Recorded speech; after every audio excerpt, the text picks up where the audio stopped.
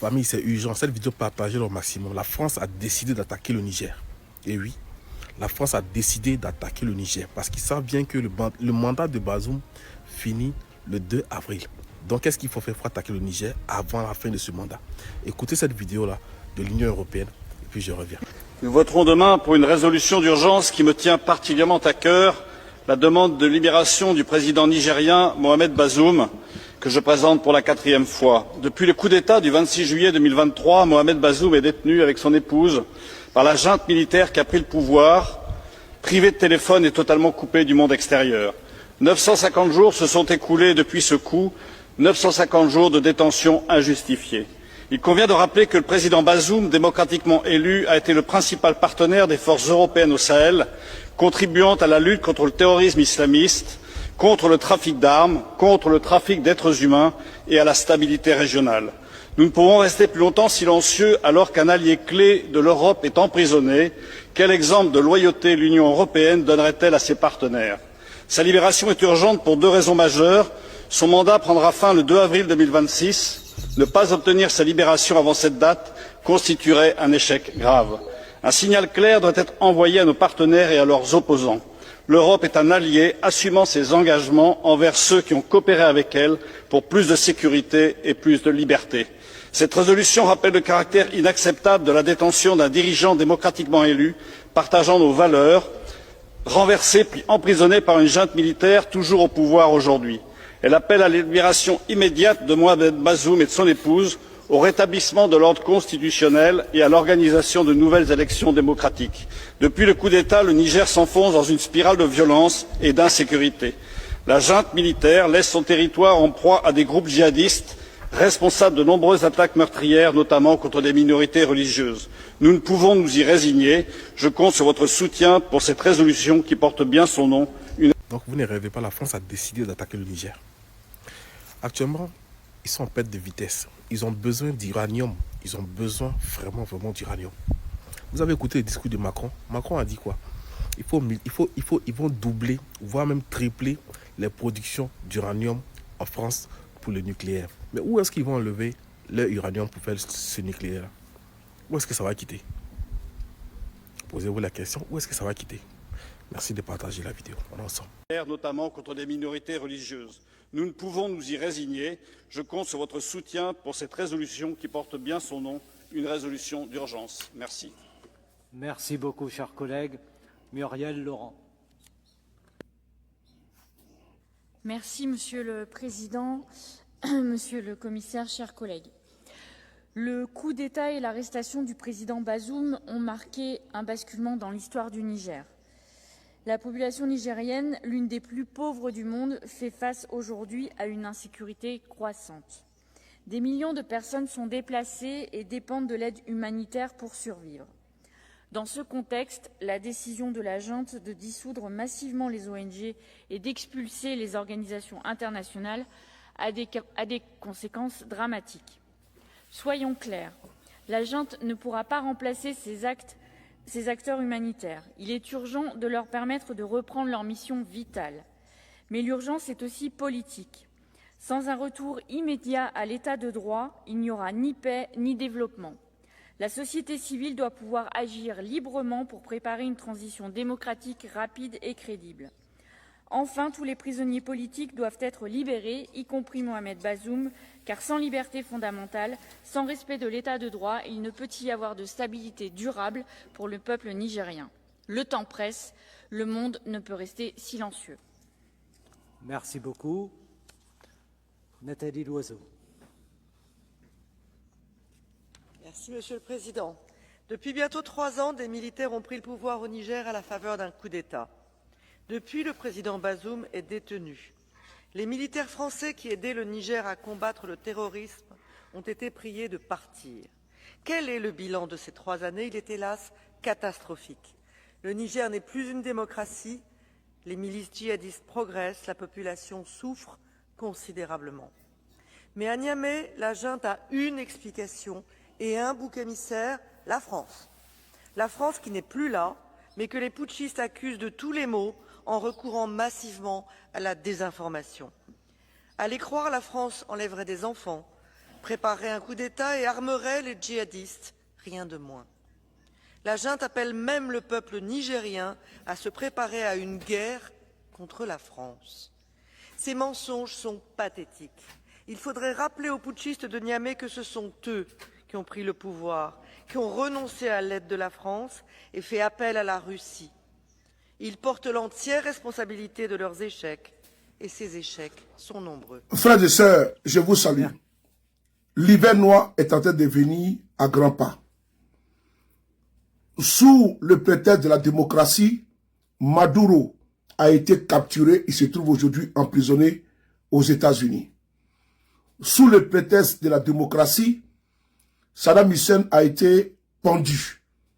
Sous des prétextes fallacieux de détention d'armes de destruction massive. Sous le prétexte de la démocratie, il y a eu l'intervention en Libye. Nous sommes en Libye, nous sommes au Sahel. Cette intervention, on a vu que Kadhafi a laissé sa vie. Dernièrement, son fils a laissé sa vie. Sous le prétexte de la démocratie, les terroristes sont venus se servir dans cette poudrière à ciel ouvert, la Libye.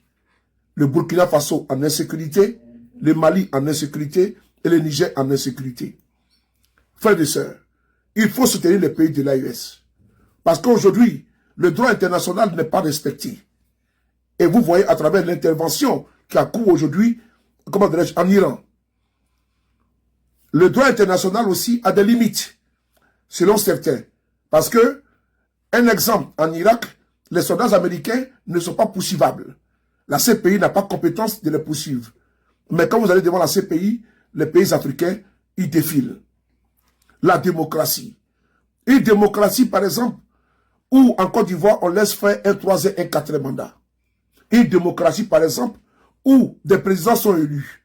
Un exemple au Congo, Brazzaville et Kinshasa, Martin Fayoulou, mais il ne prête pas serment.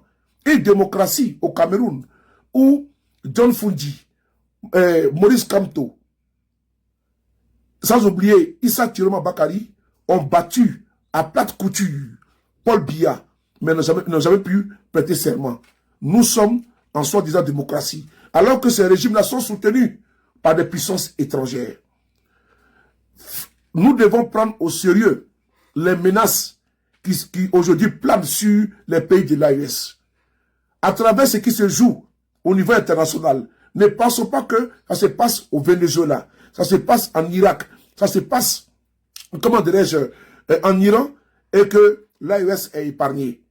En Afrique de l'Ouest, en Côte d'Ivoire, Gbagbo Laurent avait prêté serment. N'oubliez pas, il a été extrait de son palais. Et la suite, vous la connaissez. Ils connaissent déjà les capacités militaires de l'AES. Ils le savent déjà. Mohamed Bazoum, son mandat finit le 2 avril 2026.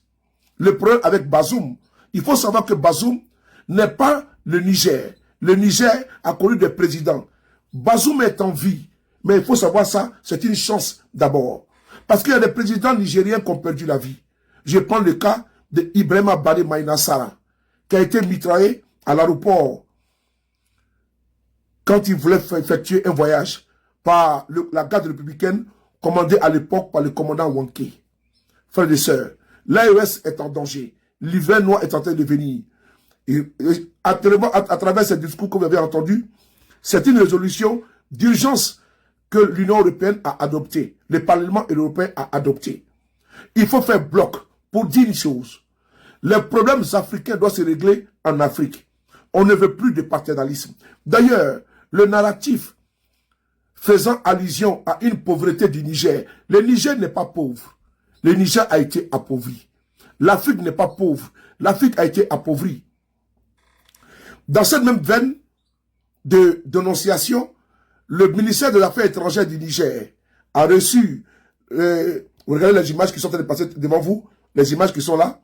Le ministère des Affaires étrangères du Niger a bel et bien reçu la chargée d'affaires. Je vais vous lire rapidement, comment dirais-je, ce qui s'est passé.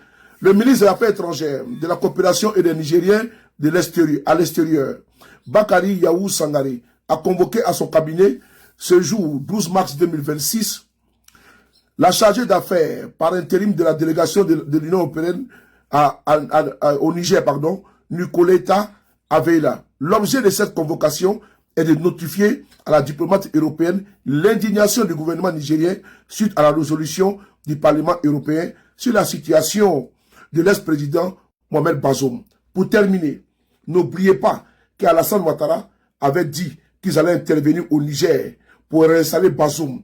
Cette menace-là, ne la prenez pas à la légère. On écoute M. Ouattara. Côte d'Ivoire. La Côte d'Ivoire fournira un bataillon et a pris toutes les dispositions financières pour l'opération. Si elle doit durer 3 mois, les provisions seront faites au niveau budgétaire. Qui connaît le rôle nocif, le rôle nuisible que M. Ouattara fait, doit se méfier, car l'AES n'est pas à l'abri d'une intervention. Soyons tous derrière l'AES. L'Union européenne aimerait que l'ancien dirigeant du Niger, Mohamed Bazoum, soit libéré par le régime de Abdulrahman Chani. Alors, selon moi, tout d'abord, l'Union européenne ne représente pas les pays européens. C'est juste une organisation de fonctionnaires qui ont fait, à mon avis, plus de mal à la France qu'autre chose. Et comme les décisions qu'ils prennent ont rarement été dans l'intérêt des Français, on peut se poser la question de est-ce que les décisions qu'ils prennent sur l'Afrique sont dans l'intérêt des peuples africains. L'Union européenne, dans cet article, va parler de l'importance de Mohamed Bazoum dans la lutte contre les terroristes. Alors bien sûr, aujourd'hui, on peut avoir l'impression que la situation sécuritaire dans le Sahel est du même niveau qu'à l'époque de Bazoum, mais il est clair que dans le fond des choses, ça a changé. Les actions que mènent les pays de l'AES, l'Alliance des États du Sahel, sont des actions qui sont bien plus pérennes. L'AES a montré que potentiellement les pays d'Afrique pouvaient faire quelque chose lorsque les dirigeants n'étaient pas corrompus. On a vu la réappropriation de leurs ressources par le Niger envers Orano. On a vu l'investissement de Ibrahim Traoré au Burkina Faso dans l'armement et dans l'équipement de son armée.